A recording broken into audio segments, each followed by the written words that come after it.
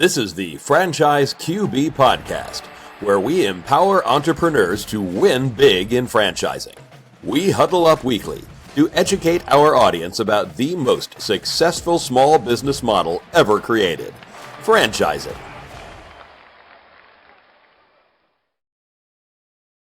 Welcome to the Franchise QB Podcast. I'm your host, Mike Halpern, a 20-year industry veteran and entrepreneur. My mission is for listeners to achieve their American dreams of creating wealth and independence through franchise ownership. Every week, we speak with franchisees, franchisors, or vendors that support the industry. Thank you for joining us, and let's get started. Joining us in the huddle today is David Luke, partner in Pink Zebra Moving. Welcome to the show, David. Glad to be here. Glad to have you.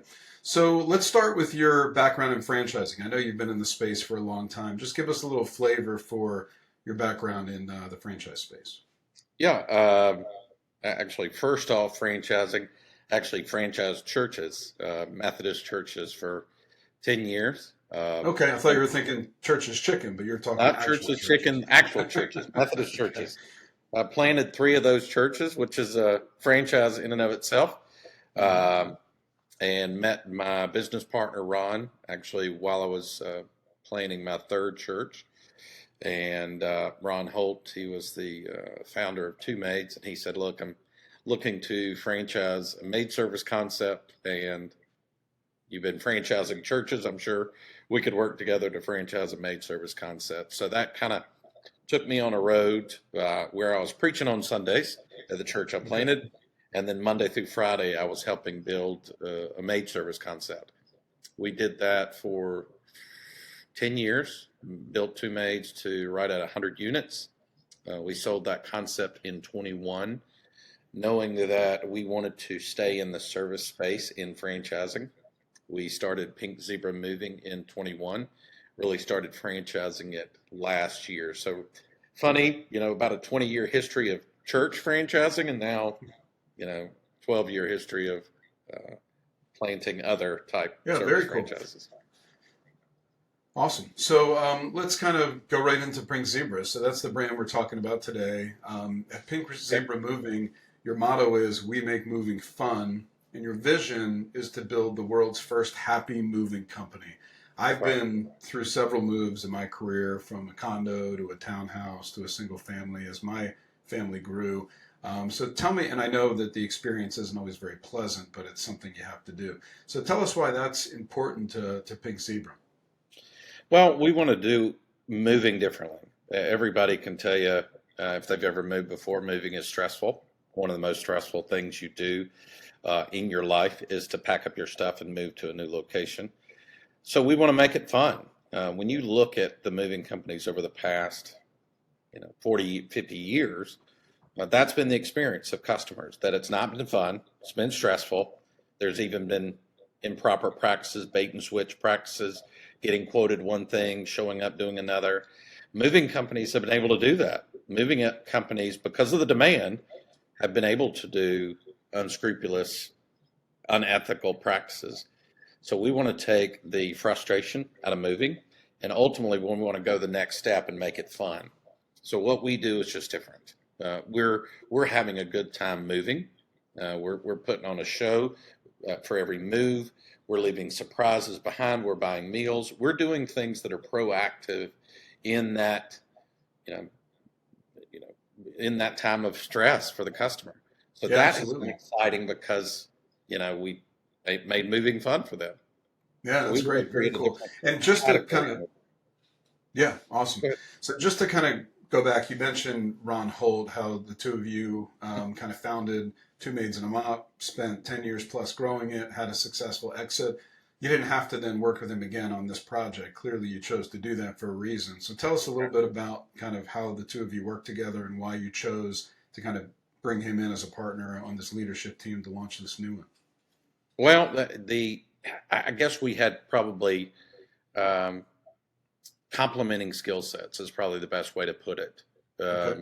It made sense for us to work together on another brand. We had some, magic on the first one, had very good luck. But what he is skilled at, vision casting, um, creating the vision, setting the goal for the brand itself and the operation side of it. I like the development side of what we do. So really those two things, those two tracks kind of allow us to work together in that venture, you know? Yeah, no, that makes perfect sense. It's good to have complementary skill sets in leadership. So I Mhm. get why you guys did that. So you just mentioned vision a moment ago. So what is your big vision for Pink Zebra Moving? What do you guys have in mind for what this thing's going to look like? You know, ultimately we started out with probably a small vision. We wanted to see if the moving industry was fragmented like we thought, if it was broken like we thought. And to our surprise, that's what we found out. After the first year, we've garnered about 1,000 reviews in just 1 year. Wow. We didn't even do that in the maid service world. So it's like customers were begging for it, and we didn't realize it. So once we started it, once we thought, this actually could work. Now we've been a year franchising this, and now we're seeing in the different markets across the country. We're seeing customers say, you know, this is a different experience. This is something. So ultimately, I think we're going to create a different segment in moving. You know, you want your traditional movers, you want this, but if you want to have a good experience with your move, you're going to think Pink Zebra Moving. We probably are going to have people that are going to copy us and do some of the things we're doing and moving. But ultimately, this space needed innovation, just like with maid service. That space needed innovation. That space needed things that didn't have, and we did it in that space, and it's fun to do it in this space as well. So what Yeah, that looks like long term, gosh, I'm excited to see. We'll see. that's awesome.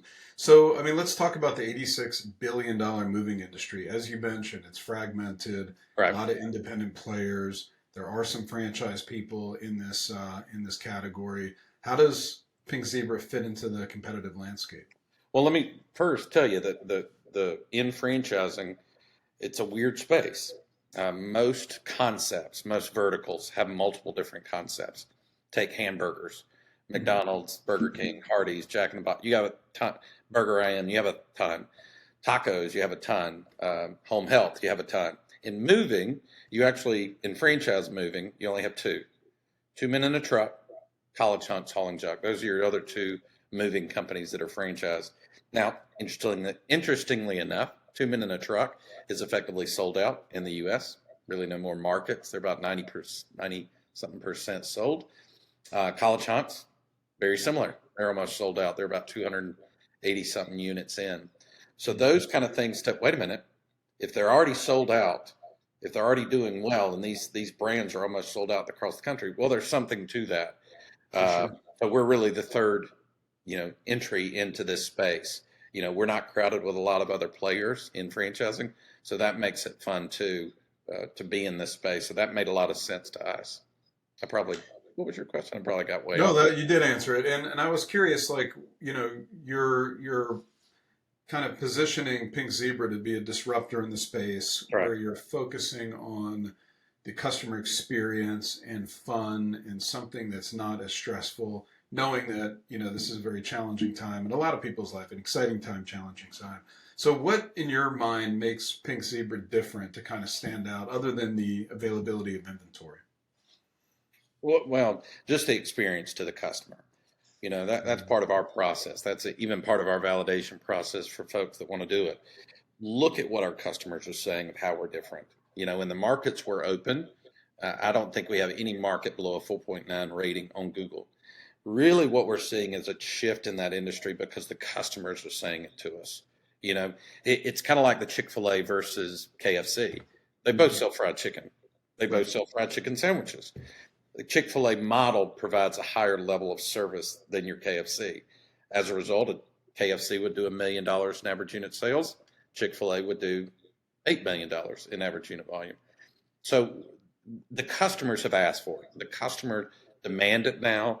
And so when you do that, when you do a customer service forward kind of brand like we're doing, that is where you start seeing the difference. And now we're seeing the customers are seeing the difference Yeah, in that sounds like a experience to them. pretty great way to kind of separate yourself. So, if I'm a Pink Zebra customer, Mhm. how am I going to feel that? How's my experience with Pink Zebra different than your traditional kind of generic moving company. What like during that whole experience of, selecting you guys, having you in my home, going through the move, what's different? So, Mike, let's just put it in your case. You have a dog, right? I do. You have a dog you probably love. In your surprise, we're probably going to leave a surprise box for you. We're going to have toys for your dog in that surprise box. We're That's going to cool. get to know you as a customer. Moving companies don't normally do that. They just get your how many rooms, how many bedrooms, how many bathrooms, done, we're done. We get Yeah. to know you as a customer. Our call center actually does that, where we're getting those details. How many kids do you have? How long have you been married? Where'd you go to school? Do you have any pets, animals, all that kind of stuff? We're getting all that information to build up really a welcome gift to you and your family and your dog. But we're learning more about you as a customer so that we can provide the customer service that we're known for. That's That's another awesome. difference. Yeah, that's really cool. Yeah, no, I like that. So, you have a candidate on the franchise side that decides that Pink Zebra Moving is the right investment for them. They come on board. How do you help them with training and support? What are the basic, access that they get with your team to get trained on this model and support? I'm assuming you're not looking for people that have a background in the moving space. So let's talk about, how you get them up to speed as an owner. So even today, we are doing training this week in Birmingham. The first is really a 6-week program to get their DOT licensing and other things they're going to need for licensing the business. But 1 week on hand in Birmingham with normally other candidates in the process to become franchisees. Usually that training is once a month, and we usually have 2 to 3 trainees during that session. Then on site, we spend a week with you and your staff to get you trained, ready to go. So 1 week in Birmingham, 1 week with you in your new office location. Okay. It's January now. We are training. Our trainers are on the road through April. We're opening in Boston, in New Jersey, San Antonio, Atlanta, Mobile. I'm not going to say St. Louis. Gosh, we've got others, but literally every week until April right now, we're booked with new opens. Because we'll Okay. have And then 40, is there also 42. like a Pink Zebra University or some type of digital component beyond the 2 weeks of training that they access to kind of understand what's going on? We have an operations manual and we have online components, but no, there's not really a Pink Zebra University at this stage. Okay. Is Yeah, that sure. It'll something come down the road. You guys are emerging. I get that. we're really emerging at this stage? 42 units currently. I would say that's probably going to be a part. We did create a 2 major university about 5 years in, but Hmm. our speed up process is a little quicker with Pink Zebra, so we may be looking at doing a university next year. Yeah. So relative to two maids, have you seen the growth of Pink Zebra? Is it analogous? Is it quicker? Is it Quicker. slower? What's kind of been the experience ramping it up? It really is 10 times quicker than what we Okay. saw at 2 Maids. I think in our best year, we probably did 12 units, maybe 12, 16 units in a year. Those are all single units. Hmm. Um, these are all people are buying multi-unit development deals with us at this stage. Okay. So 42 units, yeah, we didn't hit 42 units until year 3, and in year 1 we just hit 42 units with Pink Zebra. That's So pretty very amazing. different, but we're also seeing some different revenue levels that we were not aware of. We've seen some unbelievable revenue levels. Cool. In We'll just get into that in a minute because I am interested in so learning that's a kind little of bit. sped up the process too. You Yeah, I know, get it. Yeah, when the good economics come out, people really gravitate towards it. So, so the new owners get trained. They launch their business. Let's talk about marketing. Who's responsible for that? Is it the franchise owner? Is it the franchisor? Do you guys collaborate in that regard? How do we get? We're new to market. How do we get market share in the digital space and just recruiting new clients to engage us for our services? let's go yes, yes, and yes to all those questions. We are going to do the marketing for them. That's kind of our bread and butter. That's what we knew well at 2Mains World, whether it's search engine optimization or search engine marketing. We have a good handle on doing that for the franchisee. So we want to handle that initial package to start. Now, granted, they're going to be spending about $2,500 for us for that SEO, for that search engine marketing work. Can they do collaborative? Please, that's what we're looking for too. the franchise owner with us that's going to have exponential success doesn't just rely on what we do online or what we do in pay-per-click, and even what we do through direct mail.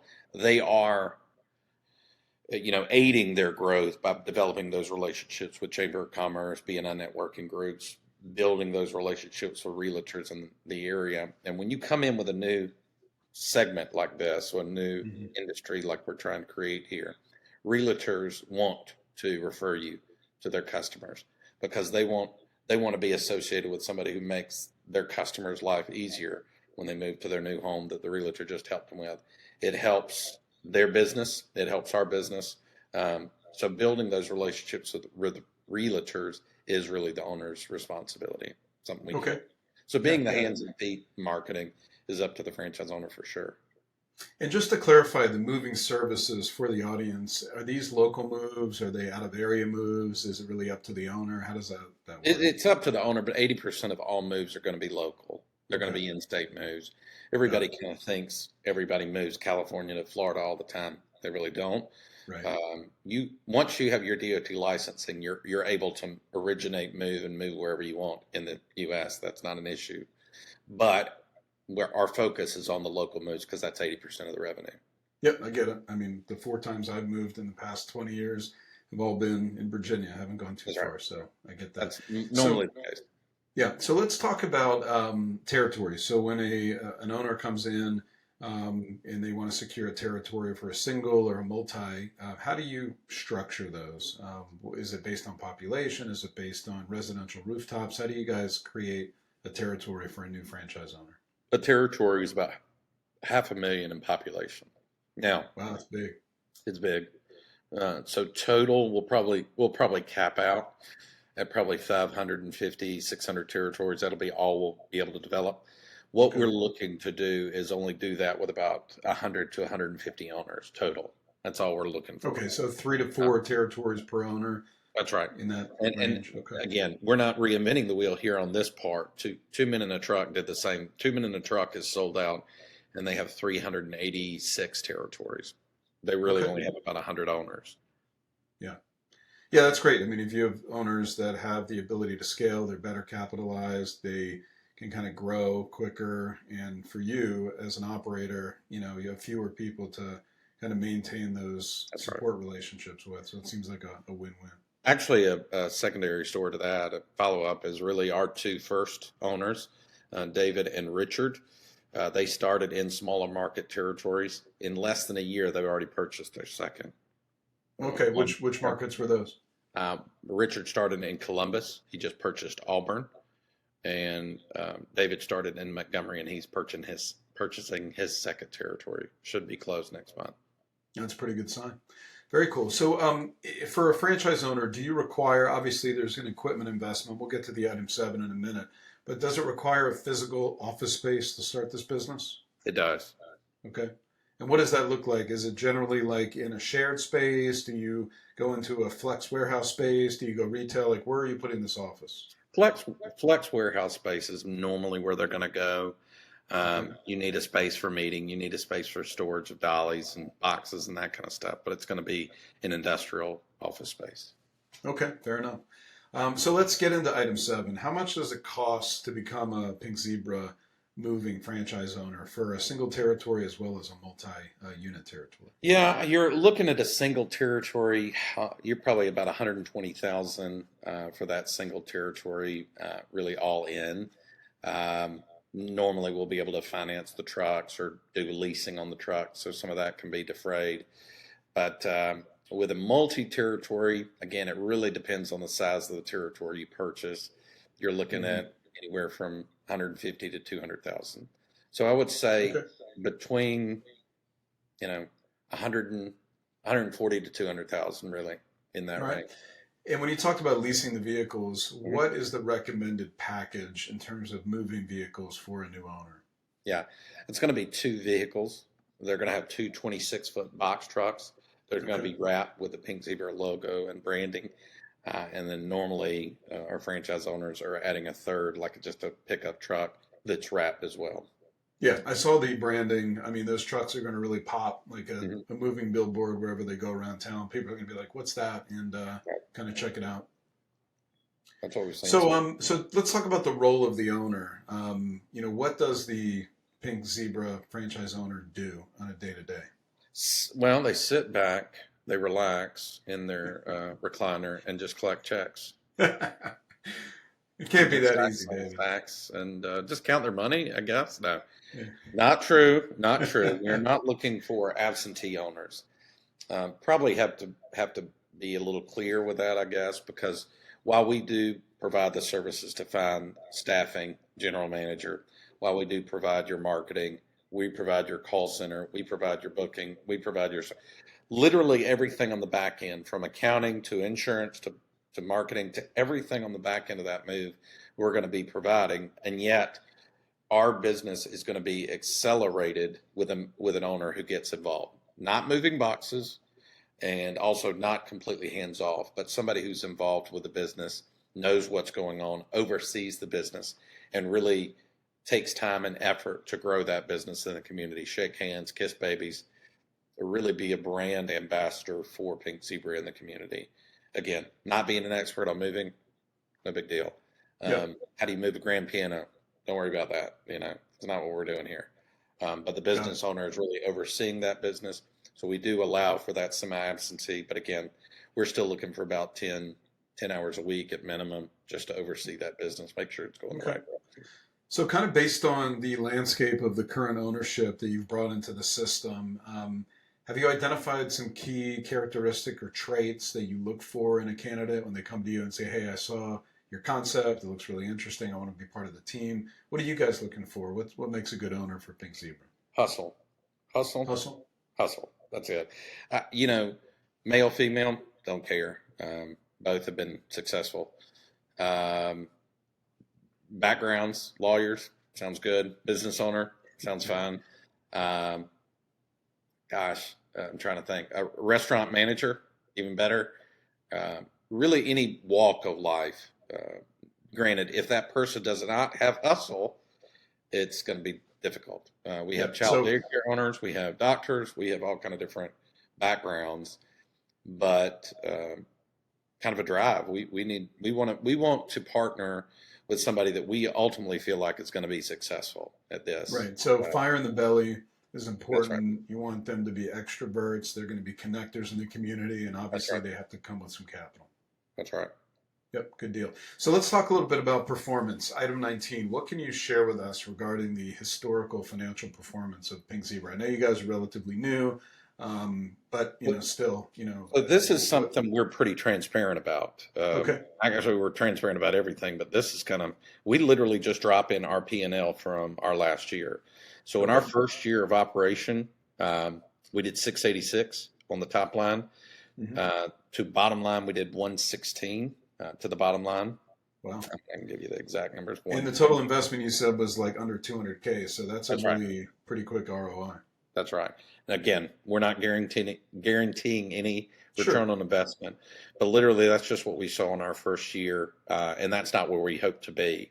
686 top line is, if you're coming in expecting that, don't do this, Yeah. because the average moving company does about 3.4 million. The average McDonald's does about 2.8 million. So if you're coming in thinking 700,000 is a good top line and 100,000 is a good bottom line, and that was with a GM. We did start that one semi-absentee, so that was with a GM, 115,000 to the bottom line, 17% margin. And again, in our item 19, it's three pages of a P&L. It just shows Good. you month by month every expense we incurred and did that first year. Yeah, that's really helpful. At least to give a baseline, and knowing the ambition is to get up to that $1 million plus mark.